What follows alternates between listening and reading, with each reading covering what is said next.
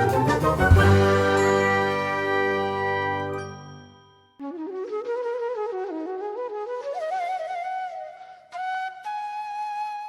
समय की बात है कि रानीपुर गांव के जंगल में बहुत से पशु पंछी खुशी के साथ अपना जीवन बिता रहे थे। उस जंगल में बहुत शांति थी और वे जंगल बहुत हरा भरा था। उसी जंगल में एक रंगीला चिड़ा भी रहता था।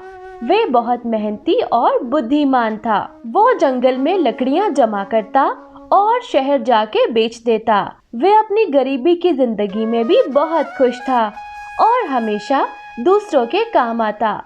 उसकी गरीबी की वजह से उस जंगल की कोई भी चिड़िया उससे शादी करने पे राजी नहीं हो रही थी। उसी पेड़ पे एक घोंसले में कालू कौवा भी रहता था। कालू कौवे का बाप एक बहुत बड़ा ताजिर था जो उसके लिए बहुत सा रुपया पैसा छोड़ गया था। कालू कौवे को अपने पिता के पैसों पे बहुत घमंड था। कालू कौवा बहुत आलसी था और मेहनत करने के बजाय अपने पिता के दिए पैसों पे अय्याशी करता था। उसकी पत्नी लक्ष्मी कवि भी बहुत घमंडी और चालाक थी। कालू कौवा और उसकी पत्नी लक्ष्मी हमेशा रंगीले का मजाक बनाते और उसे गरीबी का ताना देते। अरे रंगीले, बुरा मत मानो, तुम भी कोई ढंग का काम करो ताकि 4 पैसे कमा सको। ऐसी गरीबी में तुमसे शादी कौन करेगा, गरीब कहीं के। हा हा हा। अरे खाली जेब के चूड़े से कौन शादी करेगा, जाने तुम किस बेचारे का नसीब फोड़ोगे, कंगाल कहीं के। हा हा हा। रंगीला उनकी बातों को सुन के कोई जवाब न देता और उदास होकर बैठ जाता। लेकिन उसे खुद पे पूरा भरोसा था कि एक दिन वो जरूर कामयाब हो जाएगा। मैं हमेशा मेहनत करूँगा, मेहनत का फल जरूर मिलता है, एक दिन मैं कामयाब हो जाऊंगा। एक रोज रंगीला चिड़ा सारा दिन मेहनत करता रहा, लेकिन उसको ज्यादा लकड़ियां ना मिल सकी, जिसके कारण वो काफी उदास था। शहर में लकड़ियां बेचने के बाद वो सोचने लगा, अरे आज तो बहुत ही कम पैसे मिले हैं, बरसात का मौसम भी आने वाला है, मुझे तो अपना घर भी मुरम्मत करना है, ये सब कैसे हो सकेगा। चलो कोई बात नहीं, मैं ज्यादा मेहनत करूँगा। रंगीला चिड़ा निराश होने के बजाय हौसला पैदा करता है। जंगल के रास्ते में उसे एक बीमार और बूढ़ा चिड़ा दिखाई देता है जो भूख और प्यास से गिरह रहा होता है।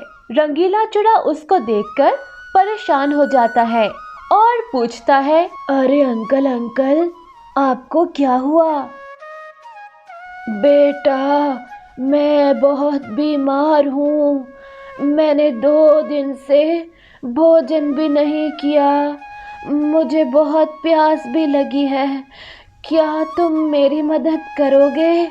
रंगीला चिड़ा दिल ही दिल में सोचता है, मेरे पास तो बस इतना ही भोजन है कि मैं खुद का पेट भर सकूं और पैसे भी थोड़े से हैं, लेकिन मैं इस बूढ़े चिड़े को ऐसे छोड़ के नहीं जा सकता। मैं तो जवान हूँ, लेकिन ये बेचारा बहुत बूढ़ा और कमजोर है। रंगीला चिड़ा उस बुजुर्ग चिड़े को पानी पिलाता है और भोजन खिलाता है।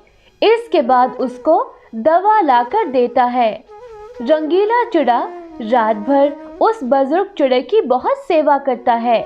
सुबह तक वो काफी बेहतर हो जाता है। बुजुर्ग चिड़ा ये जान जाता है कि रंगीला चिड़ा बहुत ही गरीब है, लेकिन फिर भी उसने बुजुर्ग की सेवा की है और भोजन भी करवाया है। उस चिड़े को रंगीले की ये सादगी और दयालुपन बहुत अच्छा लगता है। वो जान जाता है कि रंगीला चिड़ा ही इस इनाम का असल हकदार है, जिसको वो कई समय से तलाश कर रहा था। असल में उस बुजुर्ग चिड़े के पास एक कीमती पत्थर होता है जिसकी कीमत कई लाख में होती है।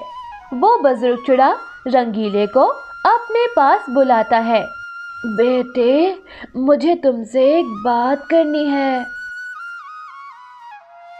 जी कहिए ना। बेटा, इस दुनिया में मेरा कोई नहीं है, मैं अकेला हूँ। मेरे पास एक कीमती मोती है जिसे मैंने बहुत समय से संभाल के रखा है। मैं जानता हूँ कि मैं अब मरने वाला हूँ। मैं चाहता हूँ ये मोती किसी ऐसे पंछी को दे के जाऊँ जो कि ईमानदार हो और लालची बिल्कुल ना हो। मैं ये पत्थर तुम्हें देना चाहता हूँ क्योंकि तुमने मेरी बहुत सेवा की है। रंगीला चिड़ा ये इनाम पाके खुश हो जाता है। उस कीमती मोती को बेच के वे बहुत अमीर हो जाता है। अब रानीपुर के जंगल में सबसे अमीर पंछी रंगीला चिड़ा बन जाता है। रंगीले ने अपने लिए बहुत शानदार घर बनवाया और बाकी पैसों से एक फलों का बाग खरीद लिया। कालू कौवे के पिता के दिए गए पैसे अब खत्म हो गए थे। अब वो बहुत परेशान था कि आखिर क्या करे।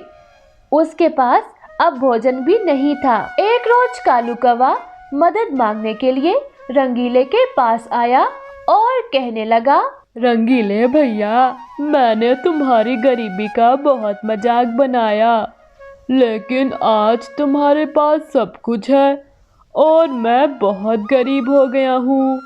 मुझे माफ कर दो ना।